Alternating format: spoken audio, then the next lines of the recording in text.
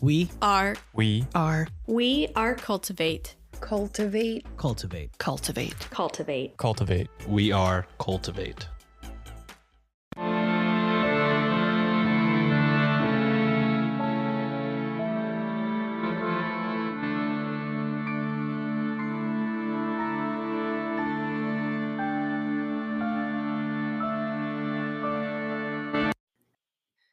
Hello and welcome to Ye Olde Crime, where we discuss the funny, strange, and obscure crimes of yesteryear. I'm your host, Lindsay Valenti, and joining me today is a very special guest, Nora Koeppel. Thank you. Nora is the daughter of renowned true crime author Adolf Koeppel. I am so sorry.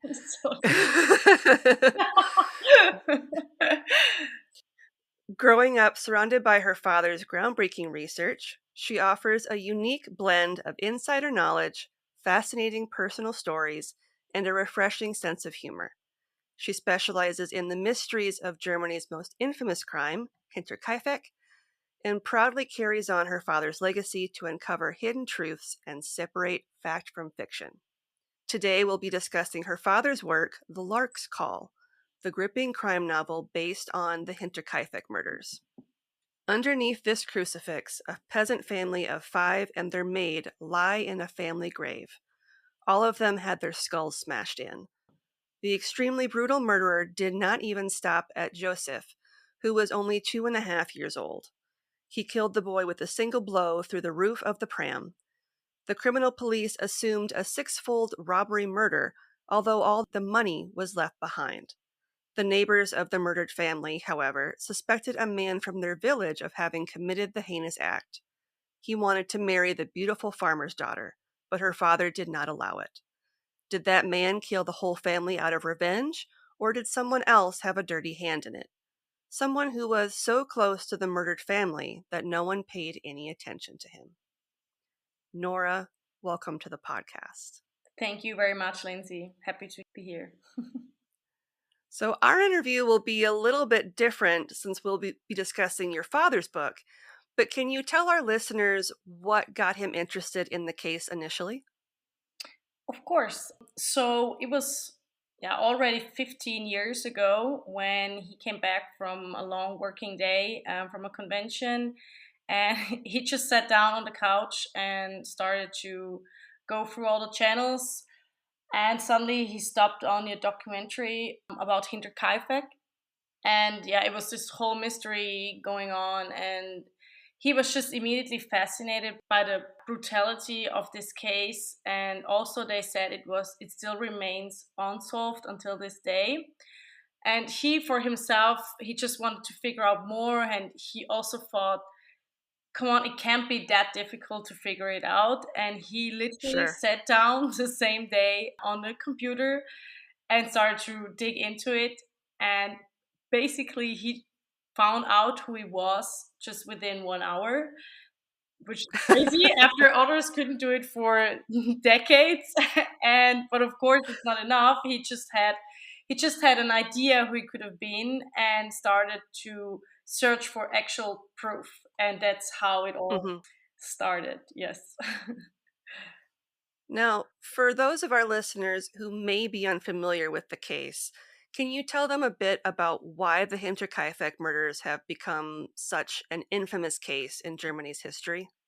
So Hinterkaifeck is one of the most brutal cases in the German history. We got 6 dead. Of those are 5 actually victims, and one is, as we know, is the murder of them. They've got all killed really, really brutally and in a very unique way. They kind of, especially one girl has been almost like, so to say, slaughtered. And one child, Josef, was only 2.5 years old at the time. So that makes it very brutal. And as mentioned before, that the case still remains unsolved till today makes it also kind of mysterious, as well as all these details this case has to it, as for example footprints that people cannot really tell what they did and why they're there. And there are some small details where you can just, let's say, roll your fantasy and just make up any story to make sense, make Hmm. it make sense. Yeah. So we're going to start kind of breaking down the story kind of based on the people that are involved in the crime. So who was Andreas Gruber? Andreas Gruber was the father of that family on Hinterkaifeck. Hinterkaifeck itself was a farm in a very small town called Gröbern. And as the farmer, he was the head of the family and the farm itself. That made him the highest ranked person on that farm. He was abandoned from his own parents at his own farm. That was very unusual, sorry, back in the day. He was known for being a very gruesome, aggressive, eccentric, and stingy person.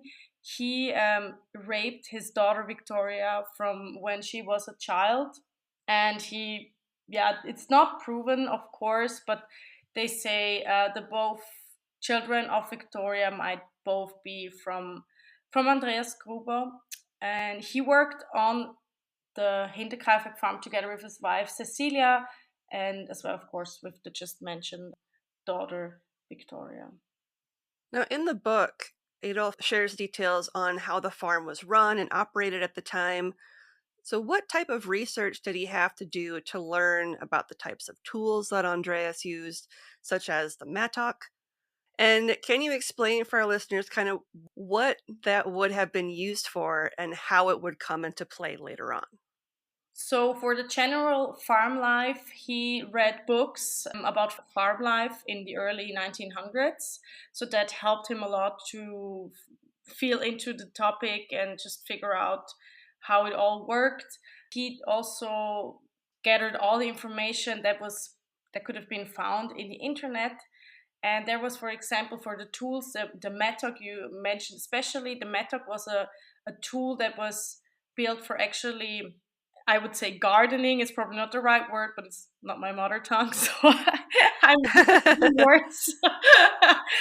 But he rebuilt it, and there was a witness who saw Andreas Gruber not only steal the mattock from the field from Lorenz Schlittenbauer, but also rebuild it into a killing weapon. But first, of course, not for killing actual people or his own family, but for pigs.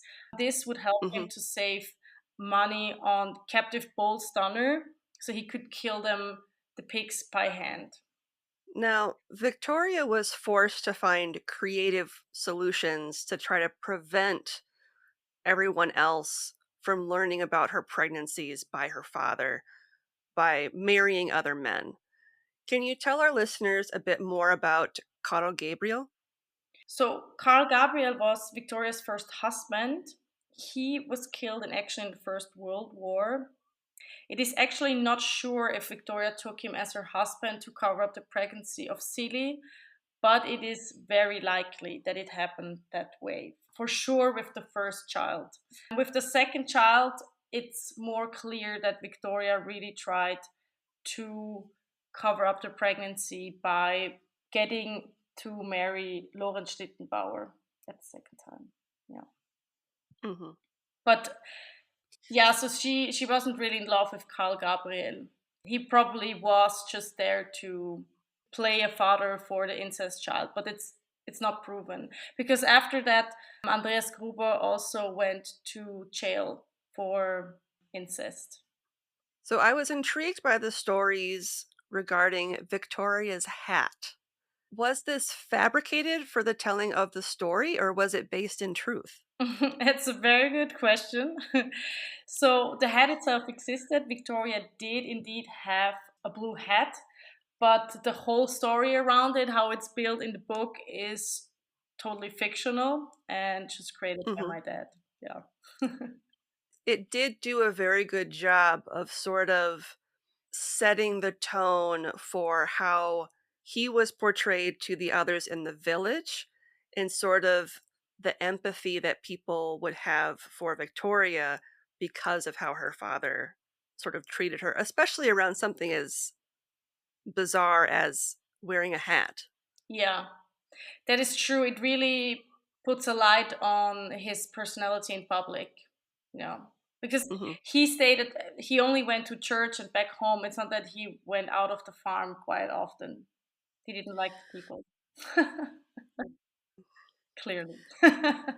Yeah, yes. Lauren Schlittenbauer is a recurring and one might say kind of pivotal player in the Hinterkaifeck tragedy. Can you explain for our listeners who he was and how he became involved with Victoria? Mhm.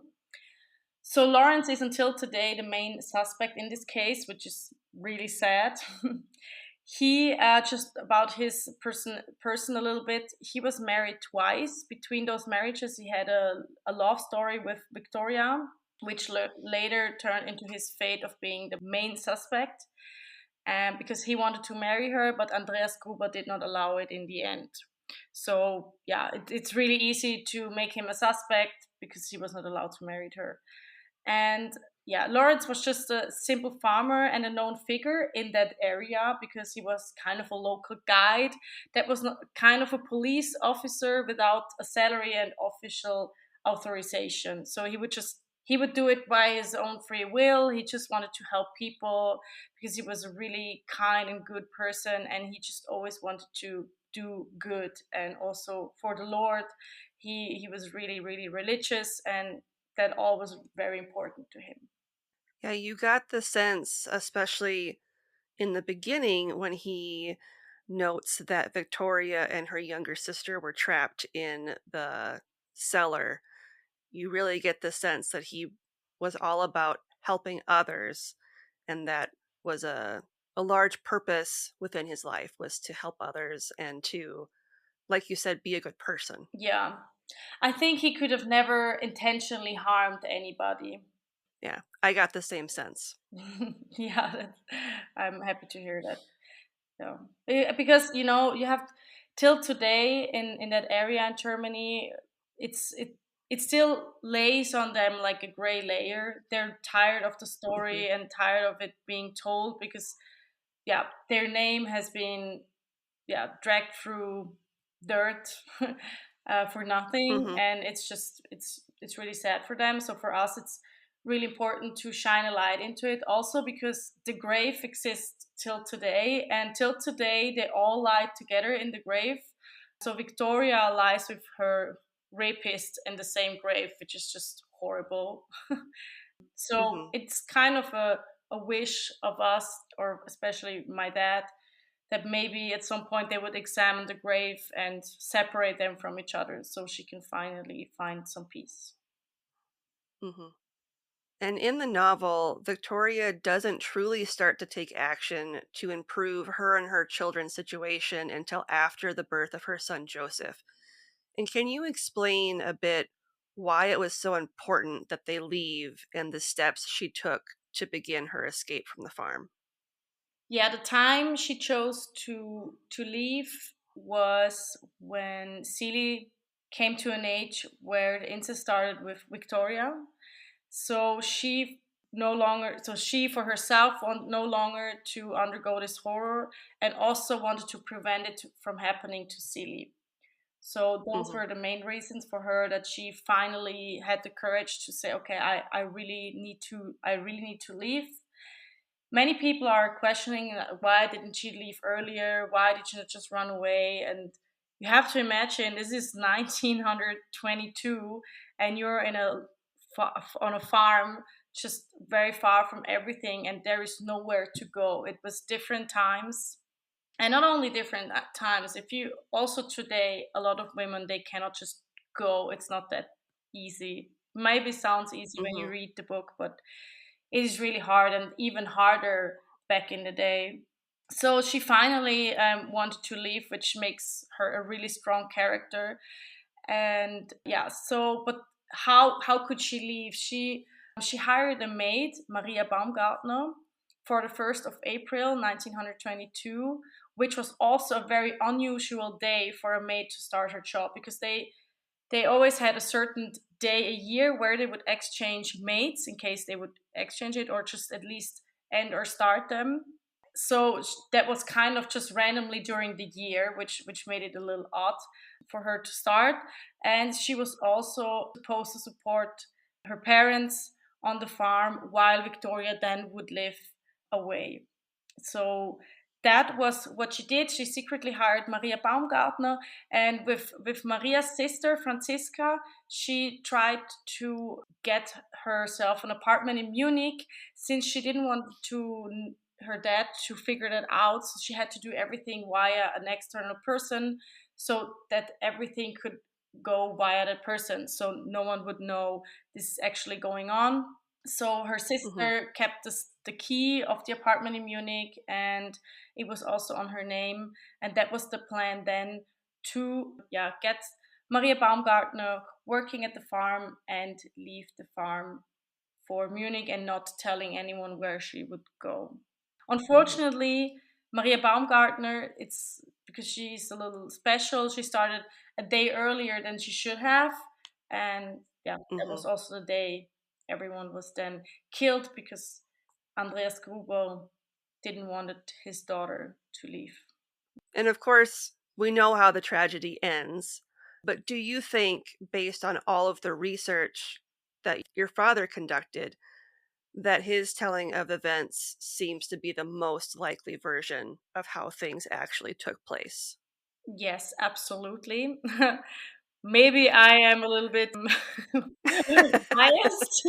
No, but absolutely. I mean, so considering all the clues, it is not possible in any other way. There's so many small clues, and the main clue, or let's say the bulletproof clue, is the mattock itself, the main weapon. It has a very long, what is it called in English? Like a blade? Yeah. So it has a very long blade, and any person that would, let's say, go there and spontaneously want to kill all of them would intentionally use the blade, of course. But all the people except Andreas Gruber were killed with the little screw on the back side, which he used to kill pigs with. And it's not possible to kill someone with that little screw if you have no practice in it. So that makes it a quite solid proof that the one that worked with this weapon is the one that killed the people on the Hinterkaifeck farm. And that's the biggest clue, but the other ones, small ones that should not be overlooked. For example, the calendar. They had a tear down calendar back in the days. Maybe you remember one as well from your grandparents. I remember one, and so it was like kind of a ritual. The same person teared down the day every day, because if someone else would do it, you would get confused and don't know which day it actually is. So it was a ritual done by the same person every day. And the tear down calendar was still actualized after the murder happened. So Andreas Gruber killed everyone. He stayed at the farm, that's proven, and then even tear down the new day on the calendar. So I don't think any random killer, even if it would be Lawrence Schlittenbauer, would stay there and even do that to the calendar. It just makes no sense at all. So those are clues, and for example, also very great proof for not Schlittenbauer being the murderer. So 1 year later, after the crimes, they demolished the farm, and while they demolished the farm, the weapons came to light. So they couldn't find them on the day of the crime or when they were investigating. So 1 year later, Lorenz Schlittenbauer knew they're going to tear down the farm. So if he would have been the murderer, for sure he would have went to the farm and took the mattock and threw it away, destroyed the evidence. But since he wasn't the murderer, he didn't know that the weapon was still there. So they demolished it, and the weapon came to light, still covered in blood and full of hair. And if he was the murderer, he had a full year to dispose of this weapon, but instead it was found, hidden in a place where he himself had no idea that space even existed. So why would he hide it without even knowing where it was? So that was another clue that stood out to me. Like, he had nothing to gain by hiding it when he could have disposed of it at any point after the murders if he had done it himself. Yeah, that's correct. Back to Lawrence, he once more becomes sort of entangled with Victoria and the tragedy. Can you share kind of how he becomes involved and kind of how the victims eventually were discovered? So once everyone was dead on the farm, coffee dealers passed by the next day. And since Lawrence Schlittenbauer was that local guide, they informed him that there was something strange going on the farm and that maybe he should take a look. So Lawrence went over to see what's going on, which unfortunately changed his life forever. He knocked at the door, but no one opened, and he was searching around for the Hinterkaifeckers, but he couldn't find anyone. But only hear the dog howling from the inside of the barn. So he was really worried that something could have happened. So he went to the big gate of the barn and torn the gate open. And yeah, he eventually discovered the bodies. But at the same time, so this is where the interesting part comes, because, okay, if Gruber was the murderer, how did he then die? Because he was lying amongst all the dead, which is the huge secret and why it remains unsolved until this day. So Gruber was still alive and jumped. He was hiding in the hayloft above the cows, and he also made a little hole in the roof where he could see the, let's say, the main part of the farm, so he would have a good, Yep. he could watch out for police or whoever comes to the farm. And he ate up there. He even took a shit up there. And he also installed ropes, like kind of escape ropes. So you have to imagine Lawrence was walking around, finding all the dead bodies, and Guba was just on top of him, hiding in the hayloft, and would then jump down on him and started the both of them started a fight, because of course Gruber didn't want Lawrence to know this and, yeah, drag it outside. So in the ground there was a frozen ground, there was still a pickaxe in the ground. There are multiple reasons for that. One could be that he tried to actually bury the bodies within the farm, but the ground was frozen. But why was the pickaxe still in the ground, like standing out? That reason could be that Gruber placed it there on purpose so he could kill himself in case the police or anyone would come. Because also for him, there was no place on earth where he could go. So he just lost everything by killing everyone. So the fight was going on, and eventually Gruber must have fallen backwards on the pickaxe on the ground. He had a total different wound from everyone else, and he just bleeded to death, in this case. Yeah. So that is how he then died. And for Schlittenbauer, this was absolutely horrible situation, because he was there with now six dead people, five of them murdered very brutally, and one that just died by accident. And how would you explain that to the police? Like, no one would believe you. That it's a very strange Yeah. story for him to tell. So he had to figure out how he could get out of this. Yeah. So for the investigation, I think most people who know about the case would agree that the investigation was kind of a hot mess from the very beginning.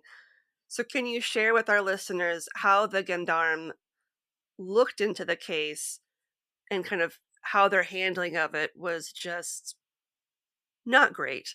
Yeah, I agree with you, but you have to think that the gendarme was only founded after the First World War, so it was a really new, that yeah, it was really new. So they didn't really have a clue how actually to yeah, get into a crime scene and do the real investigation.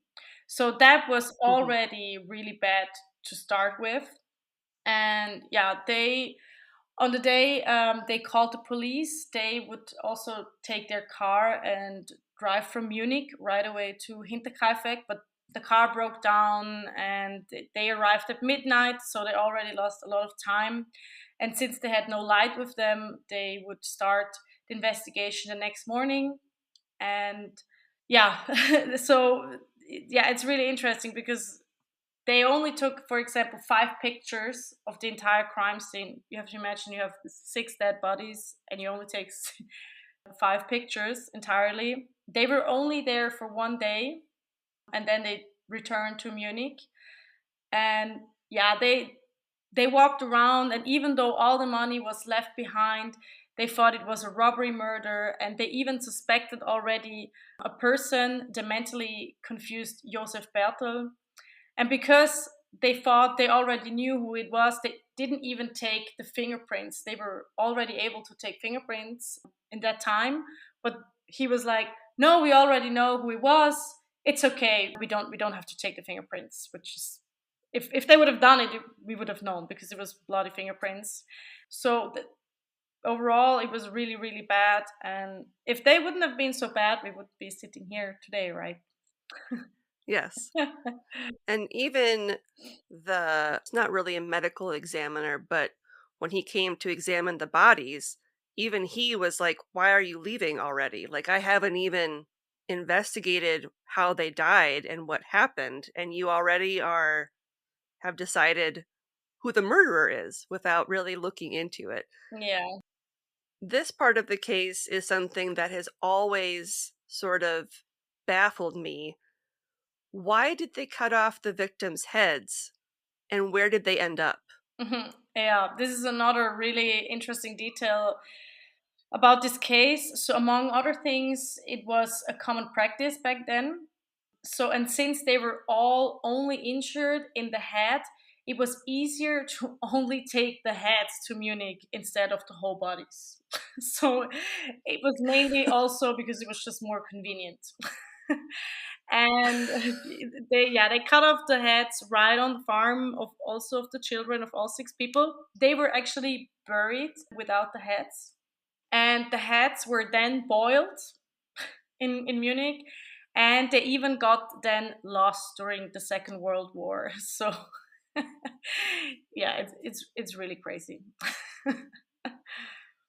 Well, I remember, like, in the book, people were horrified that they were going to be buried without their heads. But yeah, that was Yeah. just a very bizarre detail. Yeah. Yeah, it's another bizarre detail. Also, you have to imagine in Gröbern and the little villages around Hinterkaifeck, there were only a few hundred people living back then. But to the funeral, 3,000 people showed up because they all wanted to see that, yeah, the headless people. Hmm. They had no TV, so it was a huge thing. I mean, even today would be a huge thing if they would just bury an entire family without their heads. As we sort of touched on, Lawrence's involvement in the case has always been hotly contested by historians. And do you feel, based on the research that was conducted, that he's innocent? Yes, I absolutely do believe that he was innocent. He was for sure innocent to the point where he played the role in Gruber's death. Also, that we cannot prove, was it an accident or was it like, did he push him? We don't know, of course, but I think it was an accident since, yeah, just based on his emotional profile, that he was just a very good and caring person. And a very important detail is that just before his death, his children asked him on the deathbed if he killed anyone of the Hinterkaifeckers, and he fully denied it. He said, "No, I did not kill anyone of the Hinterkaifeckers." And then he died, and it would he as a deeply Christian man, he would never lie just right before he dies. So that as well is kind of a proof that he did not. And there is also, of course, other clues to it, but I think this just, yeah, shows it again that he was just at the wrong time at the wrong place. Yeah, unfortunately. Yeah. Yeah, like you said, if he was on the cusp of death, it would make sense to unburden yourself before you pass on by saying, yes, I did it. Yes, it was me. But to stick with his story and say, no, it was not me. I had nothing to do with it. That makes perfect sense that it would be an accident. Now, is there anything else we didn't discuss about the book and the case that you want to share with our listeners? I mean, what's a really nice fact to know? You can read all the other stuff for yourselves in the book, but what I just really like to talk about is the story with the Pope, because Lorenz Schlittenbauer at some point went to the priest, the local priest, and make a confession. And the police wanted the priest to tell them, but he was like, no, I can't. It's against the Pope. Like, I can't do that. But the police wrote to the Pope that the Pope has to allow him to, tell the truth from the what was the word again? Confession. From the confession. Yeah, so the police asked the Pope to lower the rules so he can actually tell what Lawrence said in the confession. And what's really interesting is in the meantime, so the Pope then agreed on it, because in really hard cases it is allowed to do so. But before the police was able to interview the priest again, he died, which is really interesting fact. And this is Yeah. another detail which makes it so mysterious. Did anyone kill him? Why did he die? And all these things. There's just so many details that just makes it the perfect case for a lot of mystery. Going back to kind of Victoria's life, people noticed when they didn't show up to church because she was the head singer in the choir. They went every single week. If that wasn't the case, who knows how long it would have taken before anybody noticed that they were missing, and also that Seeley wasn't in school. Yeah. But for sure, like, the big clue was neither Victoria or her mother showing up to sing in the choir, which they did every single Sunday. Yeah. I would like to thank Nora for taking the time to join me today. And again, the book is The Lark's Call by Adolf Koeppel, which is available in ebook and paperback. And we will have a link in the show notes so you can purchase a copy of your own. And on that note, I'm Lindsay, and we'll see you next time with another tale as old as crime. Thank you very much, Lindsay, for having me on the show.